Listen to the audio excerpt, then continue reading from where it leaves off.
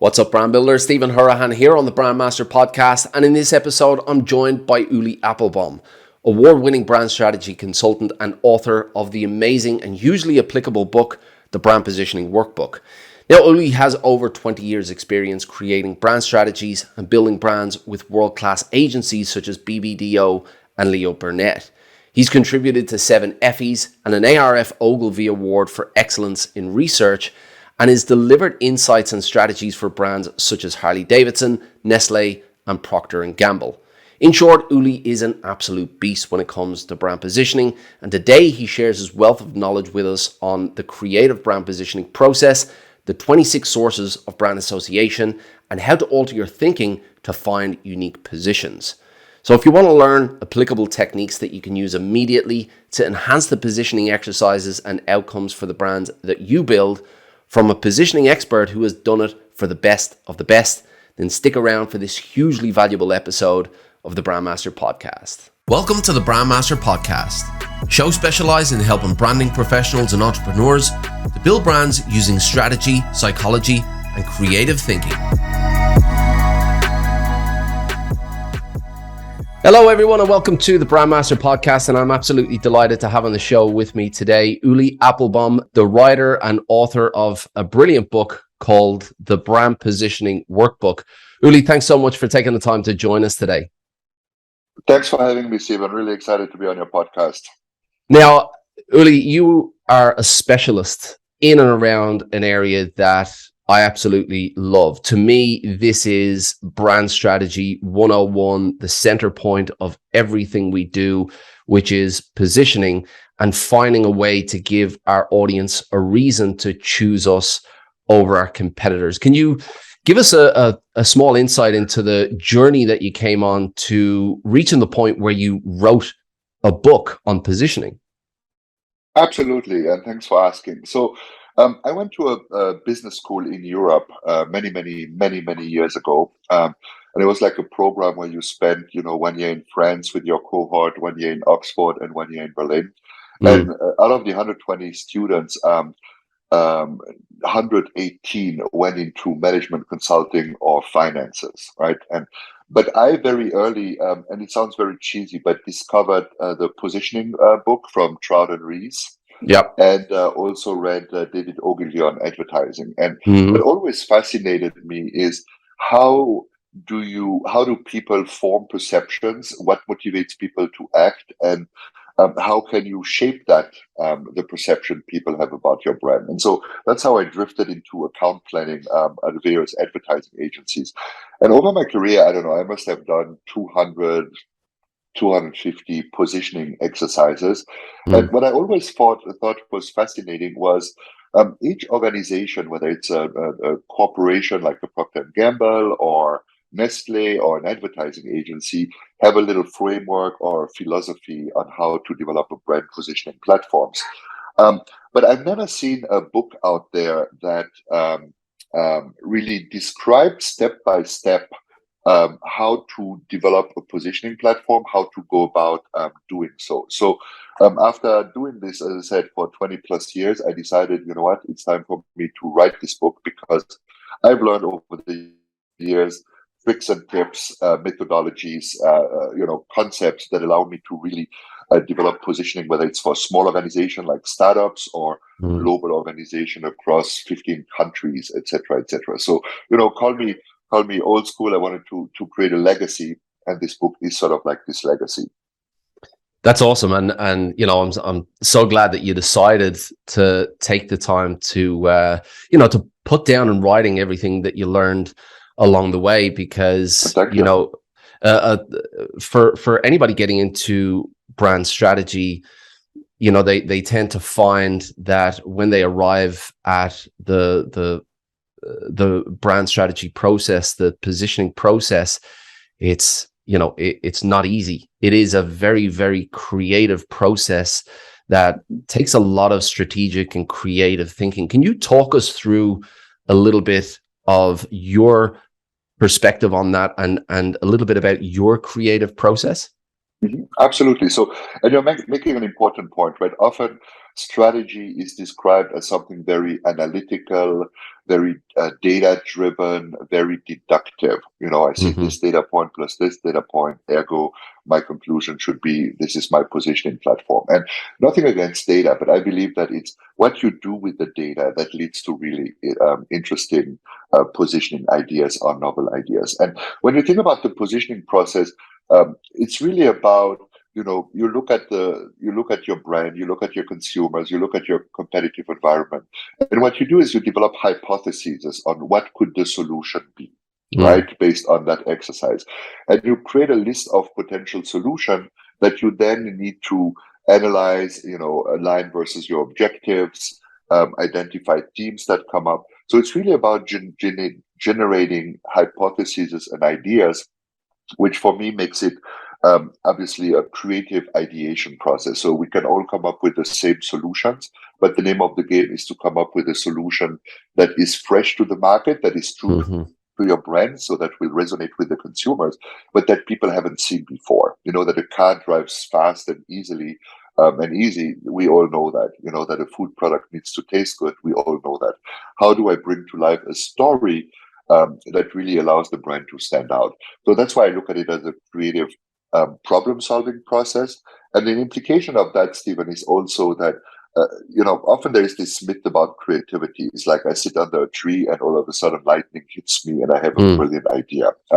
And that is really misleading, because creative ideation is really the outcome of a rigorous process that the group going through the process needs to be aware of. So finding the problem, right? Understanding what you're trying to solve for. It's determining what objectives you're trying to fulfill. Do you want, to fill a gap in the market? Do you want consumers to speak about your brand? Do you want to increase your perceived quality as a brand? Those are all things you need to consider. And then you have two phases. The most important one, in my opinion, is what I call the divergent phases, where you're Hmm. looking for these hypotheses. And there, the point is really about going broad and deep. So you want as much as many ideas as possible that are as different as possible, Hmm. that you then in the analytical phase, test, validate, and implement down the road. Hmm. So this is the creative problem-solving process, which for everyone who is used to developing brand strategies, and I'm sure you're familiar with that as well, is, that is the same process you go through, which I Hmm. find kind of interesting. So knowing that we are really about, in the first phase, identifying as many possible ideas as we possibly can that are diverse, that are divergent, etc., is the name of the game. Quality in, quality out. That's as simple as that. Yeah, and I absolutely love that. And coming from a creative background myself, a design background, and anybody listening who's come from any kind of creative background, really, without those processes in place, you're never going to get to the best possible solution. One of the most daunting things is to sit down with that white page and have no real starting point in Yeah. place. And we all tend to, as creatives, go off and find this kind of inspiration and this kind of starting point, and then we build our processes and our systems to really evoke and spark the best ideas. So I love the fact Mhm. that you embrace the same philosophy for something in the strategic and analytical world as positioning. And I love how you've integrated that into your book as well. You've got the Mhm. 26 Thank you. sources of brand associations, and that is ultimately a creative brand positioning tool. Mhm. Can you give Mhm. us a quick overview of those 26 sources of brand associations and how you would use them within your workflow of building brand strategies and positioning strategies? Absolutely. Thanks for asking. So, and to your earlier point, yes, absolutely. It is crucial to think differently. And what I've learned is most competitors in a category have smart people on board, right? That have access to millions and millions of dollars of data. So we are all Hmm. sitting with the same data, have the same IQs and marketing expertise. So we're all competing with the same tools, right? Coming up with something different is the name of the game in that context. So the 26 territories, the way I look at it, Stephen, is brands are associations, right? Bundles of association, whatever a consumer associate with your offering, whether it's driven by your marketing, your advertising, your communication, or whether it's driven by what your neighbor says or what your wife says, or, you know, what the press and the media say. This is what shapes a perception of a brand. And early in my career, I discovered there are like 26 sources of brand associations, which, if you explore them systematically when developing a positioning platform, leads you to way more ideas, potential solution in this divergent phase I mentioned earlier than other methodologies I've seen or worked with in the past. And these 26 sources association, it's really not rocket science. Every experienced marketer will know them, will be familiar with them. What's new is how they're put together and how they're being used. And there are basically three groups of association, which again, every professional will be familiar with. One is the frame of reference, right? So what is the frame of reference in which I want to talk about my brand? Is it my immediate competitor? Is it a consumer ritual? Is it culture? Is it the category convention? So that's number one. Number two is simply, what value does my brand provide? And here the sources of association, the typical one is the benefit, right? Functional and rational benefit, and we never go beyond that. But it can be so much more. It can be an experiential benefit. It can be tapping into values consumers aspire to. For example, typical example here, it's already a few years old. It's like in the US, there was this, globally, I think there was this campaign around Citibank called Live Richly, which really emphasizes sort of like an aspiration consumer head, which is, yes, money is important, but there's more important than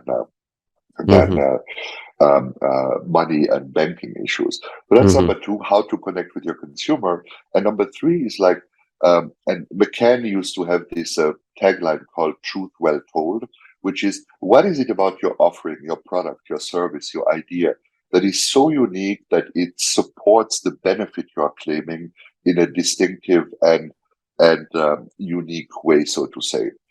So these three area, context, value you provide, and how you decide to connect with your consumers, and the product elements, every marketing expert will know, oh yeah, but those are the elements of a brand positioning statement, right? It's like, in that context, my product benefit is XYZ, supported by following RTB. But what I do is, because I break them up in 26 different proven sort of like sources of association, when you develop a positioning platform, you can go through these 26 angles and sources association and really inspire your thinking. And what I forgot to mention is these 26 areas, I didn't make them up. As I said earlier, they're really tried and true, proven positioning strategies. And that literally came out of the analysis of over like 1,200 case studies of successful branding and marketing. And so what this tool does, it guides your thinking. What you said earlier, when you're sitting in front of a blank piece of paper, or you have a group that thinks similarly, that all come up with the same solution. This allows you to explore your brand from these 26 angles. And I've yet to find a case where we weren't able to come up with something that is absolutely unique about the brand, whether it's the frame, again, the context in which we present the brand, how we connect with the consumers, or what we say about the brand to make it stand out, basically. So that's where it comes. Sorry, long explanation to your question, but that's basically the core of the 26 territories. Yeah, and as I said before, because I've come from that background, and then applying the same kind of methodology when it comes to positioning, and having those moments where you sit down and you look into the market and you go, oh my goodness, the competition is so competitive. Where are we going to fit in here? Yeah. And, you without processes, without, a starting point or, references to go from, it's very, very easy to get overwhelmed very, very quickly from a professional point of view, because that there's a client in the background waiting for you to come up with something unique, or to guide them to something unique. And having such a tool like that is amazing. And as you said, it's developed from analyzing so many different successful brands. And it's not about reinventing the wheel. It's taken what's out there and then creatively applying that to what you have at your disposal at the moment. So it's something that I really, really love. And it's something that, as a tool, if this is what you're doing for your clients, or if this is what you're doing for your own brand, and you're kind of stuck finding a unique position, just going through those 26 associations really helps to kind of loosen things up and spark ideas. So I really recommend going through that. Now, the brand positioning development process, of course, you've got your 26 reference points, but the brand positioning development process is a bit more holistic. Can you kind of talk us through the steps of your methodology of creating an effective brand position from the moment you're given a brief to do something unique for a business? So absolutely. And the point I wanted to make, you alluded to something that is really important, Stephen, which we tend to forget, or which we don't want to think about. But coming up with a new idea, whether it's a creative idea or brand positioning idea, yes, you have a process that guides you through it that will lead to a better outcome. But it's also a messy process, right? It's like a bird. It's like there will be a phase in the process where, like, oh my God, I have a gazillion ideas. I have the pressure to deliver, a positioning platform to a client. I don't know what to do. It's a totally normal part of the process, because ultimately you need to go through that to then have the epiphany out of the process, saying like, oh my God, the answer is so obvious. Coming back to the process question, it depends. It's that typically I apply it in two cases. One is a client comes to me and just wants to do an ideation workshop. So they want to, it's usually very quick, 2 to 3 to 4 weeks. We need more ideas to position our brand. Can you help us come up with a solution? That's number one. The number two is really build that into a total process, which can last 2-3 months, and which from a scope is much, much bigger, because it includes qualitative research, quantitative research, and all these kind of things. But at the core is always trying to align with your stakeholders inside the company, try to understand what they want, what the pain points are, what the sort of like holy cows are, what the political constraints are, because while no one likes to speak about politics, is the reality is most organizations have a political component. The sales director that doesn't like the marketing director, or the guy in France that doesn't want to follow what the guy in the US is suggesting. So there are all these politics which you need to take into account if you want to be successful. And that's one of the key success criteria of a successful positioning as well, in my experience, is the organization needs to adopt it, right? So there's no point in writing a great positioning platform sort of like in the confines of a small group. If the organization doesn't embrace it, it's complete waste of time. But then, so understanding the organization and the stakeholders and what's on their mind, clearly defining a problem, they're very important. Then there's this whole diagnostic phase. And as I said, this can be look at your competitor, look at everything your consumers, about your consumers, look at the category trends, look at all these things. And that can be either through available data from your client, or desk research, or third-party data, or it's about your own proprietary research.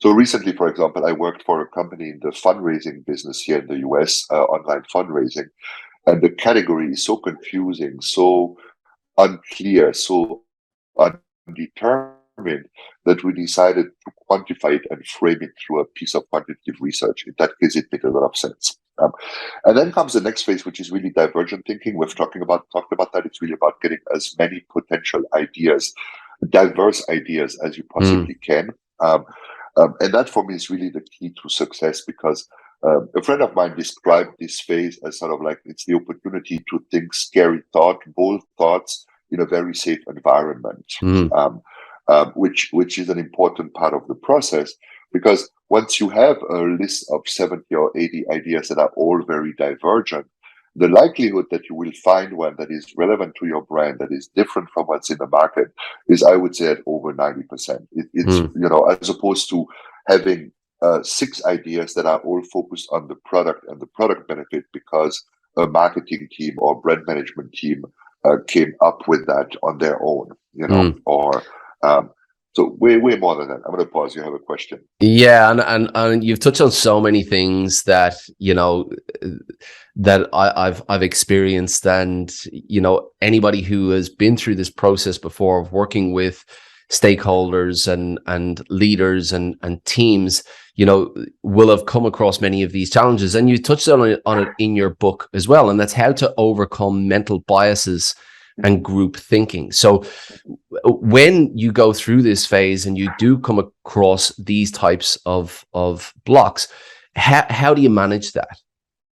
So the interesting thing is, the way I look at it is, your brain controls what you do, right? If you're not thinking about it, if you're not self-aware, you're going to walk through life with your biases, things you prefer and things you like to do, with your habits and all these kind of things. But the interesting thing is, so the worst thing to do is to say, Stephen, don't think about an elephant.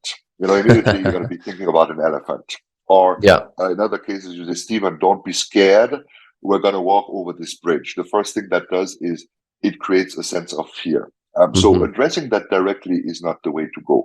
But the cool thing about the brand, in my experience, is it's very easy to distract it and to channel it. So a typical example I use to overcome biases is to project yourself, to put yourself in the feet of someone else, or in the shoes of someone else. So, the typical thing which I really hate is like, what would Apple do?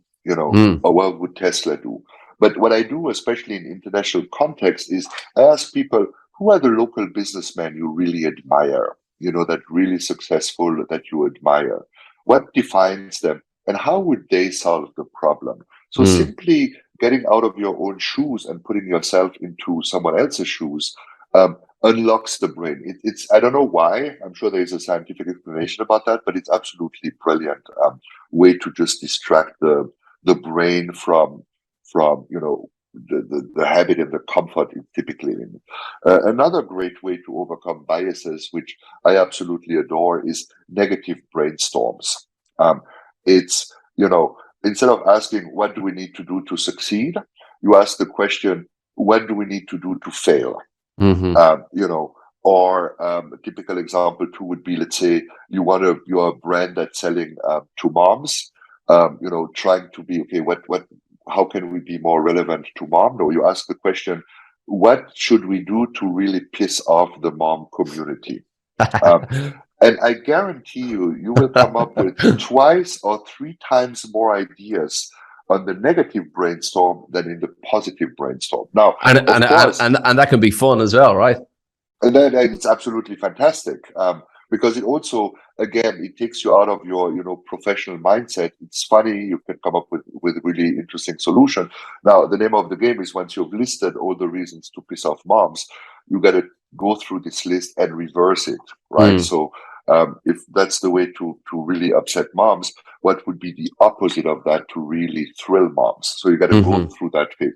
But negative brainstorms is really fantastic. And the third, also very simple trick, is time pressure. If I give you, I say, okay, Stephen, we now have 3 minutes to come up with 20 ideas. You almost allow the brain to, to stop all the filters it typically applies to what you do and just go crazy. And the name of the game, especially in this diversion phase, is like, don't overthink it, don't rationalize it, don't filter, just let it out. You know what I mean? And so time pressure allows you to overcome that bias as well. Yeah. And again, this is all such creative thinking, because we tend to get stuck if we follow the same paths. It's like we walk down the road and we see the path well trodden, and the more we stick to that path, the more we're going to end up in the same place as everybody else. And it's not until you step away from the path or shake up the way you're walking, the way you're doing things, and it's often by putting in more restraints such as the time restraint, to come up with these creative solutions. And I really like that way of thinking. It's a bit like the six hats way of thinking as well. It just changes your perspective, but it freshens things up, and it shakes things out, so you can avoid those biases and the stale old ideas that everybody else is going to come up with. So and again, that comes back to the creative process. It's not about just raw creative talent. It's about the process and making your mind think in different ways. And these are all tools that we need to use when coming up with, a unique position for any brand that we work with. Now, one thing I wanted to ask you about was the mistakes that you tend to see in positioning, because when you work with clients, and not even clients, when you work with when you've been in the industry a while, you've made a lot of mistakes yourself, and you look back and you go, oh, there was a mistake that I learned from, or that I would want to avoid again. What are the most common brand positioning mistakes that you've seen in your experience, and the ones that you would recommend avoiding? Yeah, no, that's a great question too. And you're completely right. I could also have written the book, The 600 Mistakes I Made Throughout My Career When Positioning a Brand. That would sell well. That would sell probably well. So the book here is really the opposite. It's like the learnings from all these mistakes. The typical mistakes I see is one, a lack of clarity on what we're trying to achieve and what the benchmark is. So what the success criteria are, right? So it's like we're going to launch a new product, but we don't really think through what problem are we solving with consumers, what's our frame of reference, these type of things. The second thing, and that's sort of like counterintuitive, because in marketing it's all about being customer and consumer focused, right? But the biggest mistake I see is an obsessive focus on what the consumer wants. And the typical default approach here is to say, okay, what are the key benefits consumers expect from a specific brand in a specific category, and let's try to claim that. Now, this is important information, but my experience is trying to either define this benefit in a way that is unique to the brand, or support that benefit in the way that is unique. So one example I use often is like vacuum cleaners, right? So a lot of vacuum cleaners out there, what do? Is they suck dust. That's basically what they do. In German, actually, the literal translation of a vacuum cleaner is a dust sucker. So, there are hundreds of vacuum cleaner brands out there, and then comes Dyson, and Dyson addressed one of the biggest problems that vacuum cleaners have was, after a while, the filter gets clogged, or the filter gets full, and the product loses suction. So Dyson tells you, it's a vacuum cleaner, it sucks dust, but it does it better than others because it never loses suction. So here's a way to talk about your brand and a generic brand benefit that is really truly unique, and then add Dyson story and all that kind of stuff, and you have a unique brand. So focusing on what consumers want is the best way to be generic, because that's what all your competition will be doing. And then the third thing, and you probably will appreciate that as well, is a laziness in developing the positioning, right? So is developing a positioning that sounds great, but that doesn't include an idea, that doesn't have any tension in it. So it's basically, a product that is works better, more efficiently at a lower cost, with the objective then to say, okay, that's strategically what we should do. The creatives will come up with a distinctive and unique way to bring that to life. So you basically delegate the responsibility to come up with an idea to the creatives down the road, which I think is kind of lazy. It's typically done in organization where it's all about compromise and not rubbing people the wrong way. So, hey, you want to put taste in that? Yes, let's put that in as well. Hey, you want to talk about it talks to moms, but also everyone else. Let's add that into that as well. So becomes this sort of like compromise statement as opposed to having a clear idea. And the third point, the last point is we address that as well, is developing a positioning platform without taking the input of the key constituents within a company. So without sales team, without product innovation, without, if it's a global brand, the point of view and the input from the different regional business leaders. So trying to develop in a little bubble and then come out 3 months later and say, ta-ta, worldwide organization, that's the positioning you're going to apply for the next 5 years. And that's what the positioning you're going to spend millions, if not billions, against. No, it doesn't work like that. You need to include the organization. You need to include the stakeholders. You need to account for what are the barriers, what are the apprehensions, what are the internal dynamics you need to take into account. So those would be for me like some of the key aspects. Yeah, and that's a great segue actually into to my next question. You know, making sure that you have the right people in the room, you know, and that is how to get the most out of brand positioning workshops or brand ideation workshops, if that's all you're doing. Can you talk us through your workshopping process and how to get the most out of those types of workshops? Yeah, so it's a fluid process, right? So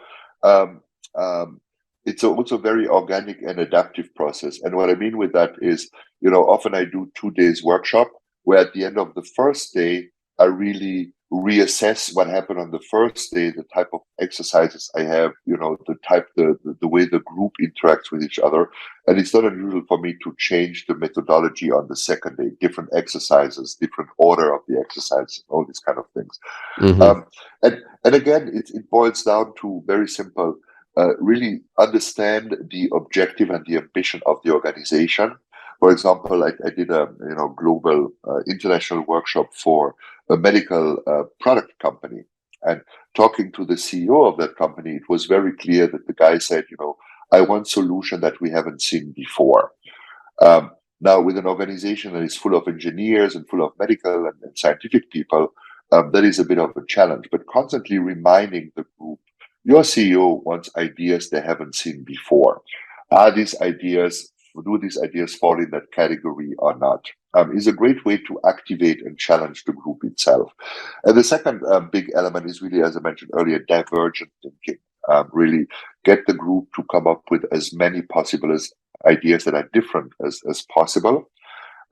And to do that, you need a mix of people with different backgrounds, different experience, different sort of like functional expertise, and you know, really make sure you don't just have the marketing, the communication director, and the PR and social media director. No, you want sales, you want product innovation, you want customer service, you want all these different perspectives, because that promotes the group. And then I use the exercise, many of them are described in the book, to get this group to think out of the box, think out of their comfort zone, and basically navigate them through that. And then once you have these ideas, thematizing them, organizing, grouping them, validating them, that is something most of us can naturally do. That's where we are good at. And large organizations are really good at vetting ideas. Coming up with this depth and breadth of ideas up front, that's where most of the organization, in my experience, fail. And the truth is, the same applies to advertising agencies, right? And so this, as I said, can take literally 3 months. It can take 3 weeks. So it really depends on the scope and the depth of analysis we do upfront to guide this process, if that makes sense. Yeah, absolutely. And I think everything that you're saying really is coming back to the same thing. Like when you mentioned making sure that you don't just have the marketing team in there, you have the sales team, you have the innovation team. These are just different perspectives and different ways of thinking. And when you think about all of the mental biases and the group thinking and the way to overcome that, it's by way of a different perspective of thinking. And then, all of the different exercises that you mentioned in terms of being time bound and asking the team to come up with the best ways to piss the mom off. All of these things are coming back to the same way of getting to a fresh idea, which is different ways and fresh perspectives to get to something unique. And that's what I absolutely love about everything that you're saying. It really resonates with me. Now, I know that you are yourself time bound today, and I want to keep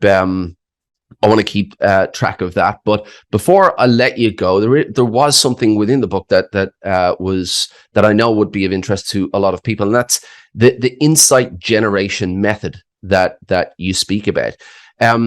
Can you talk to us a little bit about the insight generation method, or if there's one particular thing that you could do, or one particular tool that you could take into a workshop that would work every single time to just give our listeners a bonus or something to take away that they can apply quickly? Yeah, so yeah, alluding to another product I did, which is the insight generation cards, which is basically for me trying to demystify this insight process.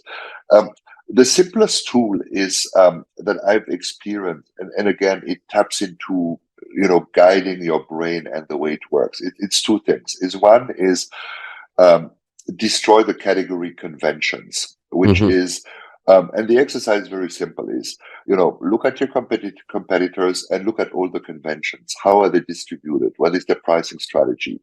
How are they positioned? And what you'll see is they're often positioned similarly. What are the visual and language convention they use to communicate their brand? All these kind of things. So list them and then break them. And the break them really means, okay, everyone does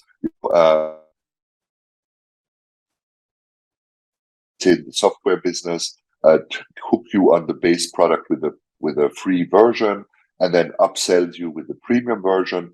Maybe the opposite way, which is a big trend you see in the category, in software category, is subscription as a service, or software as a service. So I don't sell you a price point, I sell you a service. That's a way to break it. If everyone shows moms, or typical case Gillette, everyone shows men shaving, focus on the partners, the girlfriends, the wives of this man as a potential. So it's really look at every single convention in the category and break it. And again, that comes back to what we said about the negative brainstorm. I firmly believe people, and you see that with children likes to build a tower of, wooden blocks, but what they really love is to break that tower, is to destroy it. So I think the negative potential, the potential of our negativity can really be harvested in a brainstorm. So simplest thing to do, you want to think differently about your brand or your category, list the convention, break them, and then of course come up with an alternative solution that takes a negative into a positive, just destroying everything and telling us what's not possible without then focusing on what could be, just is not productive. So that's for me it sounds counterintuitive in the world full of positivity and optimism and all these kind of break it, destroy it, and then build it and fix it. I have to say, Ulli, this has been a really enlightening episode, because there are so many applicable takeaways that people can take and bring directly now into their processes, into their workflow, into their workshops, to find a better way of thinking, to come up with a better solution for their clients. So there's so many key moments within what you've shared with us. So I really, really think this is a hugely valuable episode. So thank you so much for taking the time. Now, of course, we mentioned your book in the beginning, the Brand Positioning Workbook. Where is the best place for us to get a hold of that book? Where's the best place to get a hold of you? Or if we have any more questions, our listeners, where's the best place to get in touch with you? So the book is distributed on Amazon around the world, everywhere Amazon, and you can get it as ebook. You can print it as paperback, or you can print it as hard copy. That's the beauty of Amazon. So if you're in India, you can print a paperback version. It's going to be sent to you in 2 days. Absolutely brilliant. And the best way to reach me is probably through LinkedIn. If you get the spelling of my name right. I'll put all the links in the show notes. Thank you. So that's really the best way to find me. Or just Google my name, and I'm sure it'll pop up somewhere. I stay away from Twitter, but LinkedIn is typically the best way to get hold of me.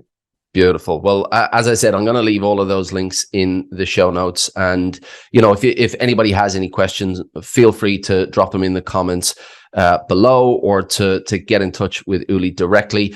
But one more time, as I said, I really believe this is one of the most valuable episodes that we've had on the show, just because there's so many applicable tools that people can use right now. So again, thanks so much for taking the time to join us on the show today, Ulli.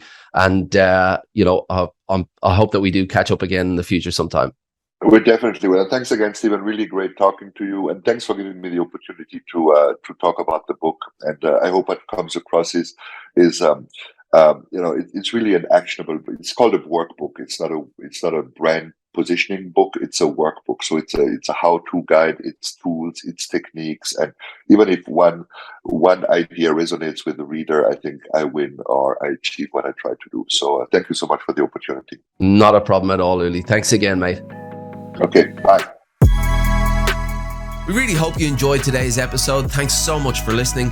If you want to learn more brand strategy techniques to level up your skills, make sure you check out brandmasteracademy.com. There's plenty of free resources and premium content for you to download and get you going. If you'd like to join our Facebook group full of like-minded brand strategists, all learning from each other, then find us by searching for the Brand Strategy Community, where you can find exclusive content for members as well. If you enjoyed this content, please be sure to give us an honest review on iTunes, Stitcher, or wherever you listened, and make sure you tune in for the next episode of the Brandmaster Podcast.